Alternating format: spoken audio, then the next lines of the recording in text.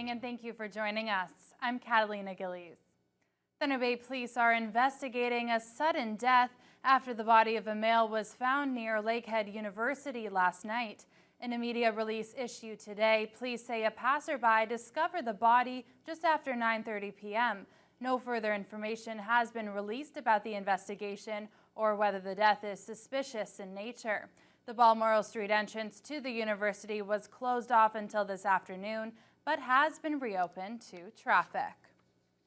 Forest fires continue to burn across northwestern Ontario. The Aviation, Forest Fire and Emergency Services confirmed 14 new fires discovered in the region today. 6 new fires were found in the Fort Frances area, 4 near Dryden, 2 fires near Sioux Lookout, and 1 near Kenora and Red Lake. Some larger blazes, especially in the Red Lake area, continue to be of major concern.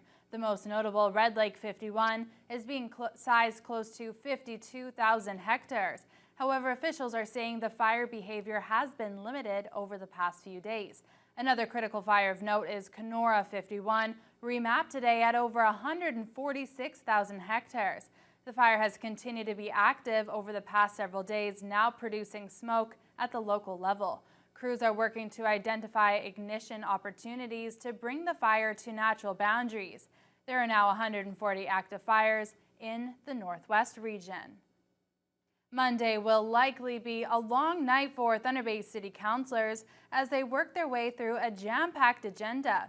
2 of the most prominent items include an organizational redesign of Superior North EMS and a motion from Northwood's Shelby Chung calling for a local ban on the controversial practice of conversion therapy. That's the practice of trying to change someone's sexual orientation or gender identity to conform with societal norms. Officials with Rainbow Collective of Thunder Bay will be on hand to support Chung's motion. She wants city staff to explore ways to outlaw conversion therapy. Chung would like to go as far as revoking local business licenses for organizations found to engage in the practice. Meanwhile, Superior North EMS officials are recommending an organizational redesign to help deal with the growing number of service calls it responds to in Thunder Bay. The plan includes more staff and increased ambulance hours. 4 years after being awarded $30 million by the federal government for flooding damages dating back to 1934, a First Nation near Sioux Lookout has successfully appealed for a larger amount of money. The case was heard by the Supreme Court last year and the decision was rendered earlier this month. And as Adam Riley explains, the decision has the leadership of the Lac-Seul First Nation, believing that reconciliation within Canada is possible. We'd like to get more because a lot of devastation occurred.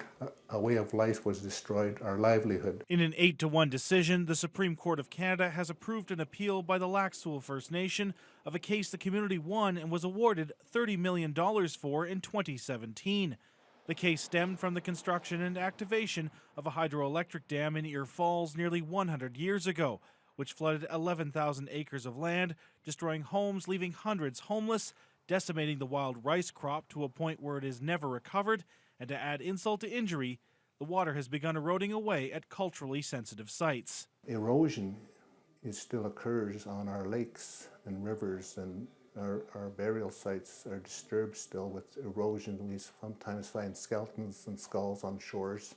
So we need to fix that. The argument from the First Nation was that the $30 million awarded was not sufficient compensation for what was and what could have been. Kiiwetinoong MPP Saul Mamakwa agrees and is happy with the decision. You know, when you lose your history, when you lose your way of life, when you lose, the identity where you come from the lands, what is that worth? And I think it's worth more than $30 million. However, Bull is optimistic a return to the courtrooms will not be required, as the original judgment ruled in favor of Lac-Seul, and the only disagreement came from the dollar figure awarded.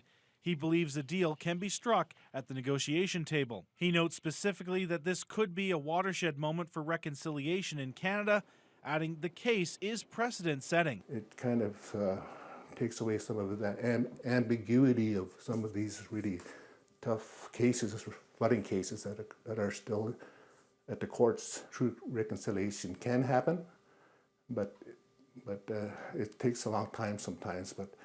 And I think if there is a good judgment after the trial is done and fair compensation is paid, then I will believe that reconciliation has happened and that Canada is listening to First Nations. No date has been set for when officials and negotiators will meet again.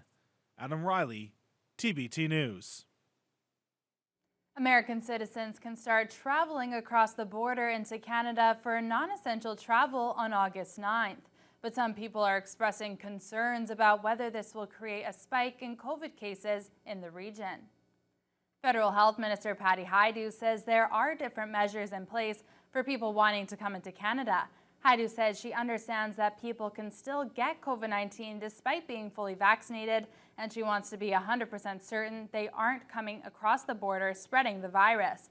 The border rules include a test before entry and after, along with the Arrive Canada app that will help deter forgeries of proof of vaccination. Hajdu explained how these measures can keep Canadians safe.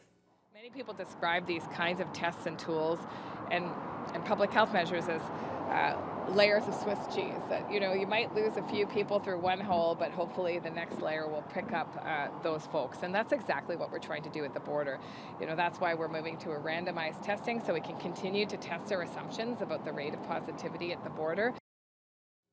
Hajdu says out of the 607,000 Canadian residents that have crossed the border since the initial border changes on July 5th, less than 10 of them have had cases of COVID-19 that were stopped at the border.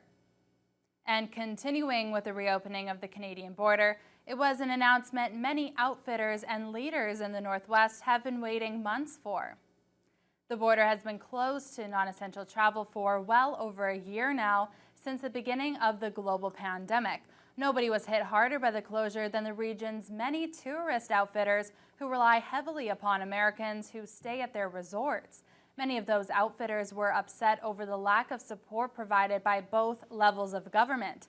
But with an August 9th reopening for fully vaccinated Americans now official, it has some of the region's leaders hoping outfitters can salvage the remainder of the 2021 season. The outfitters have suffered enough for the last 2 summers, and there wasn't much support in that way. And I look forward to seeing people again getting back to their livelihoods, getting back to enjoying the land. So what that means to Red Lake is an increase in economy, tourism, and bringing people back to Red Lake to enjoy fishing and all of the outdoor events. And our tourist operators are going to be thrilled. It may not be a long season. They may be able to get a month, 6 weeks out of this, as long as the U.S. residents haven't made other reservations at other places yet. However, despite the flow of traffic from the south being resumed, the Americans are still holding off until at least August 21st before allowing travelers from Canada to cross the border. But that could be extended or shortened at the discretion of the American government. In a statement Wednesday, Kenora MP Eric Malello says while he is glad American tourists will be able to visit, he is disappointed by the decision to delay by the Biden administration. Over 50 artists all across Thunder Bay brought out their art for the T-Bay Drive-By Art Gallery today. The event is in its second week and offered many different types of art that the community could buy. The art show ran from 10 a.m. to 4 p.m. today in driveways and garages all across town. The event was supposed to take place yesterday, but bad weather forced the artists to use a rain day and therefore run their show today. Each of the 50-plus artists set up in their driveway to display their work. Event organizer Manuela Guido talked about how great it's been for artists to share their work with the community and how incredible the talent from Thunder Bay is.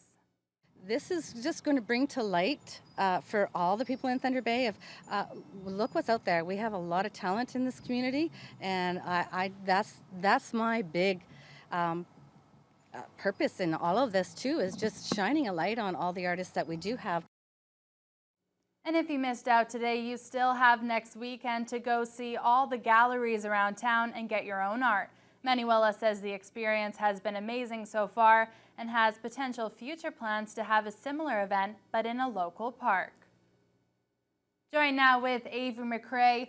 Avery, the Canadians are just swimming their way to the podium at the Olympics. Oh my goodness, 2 yesterday, and folks, we have our first gold medal of the games. We'll give you those highlights when we come back.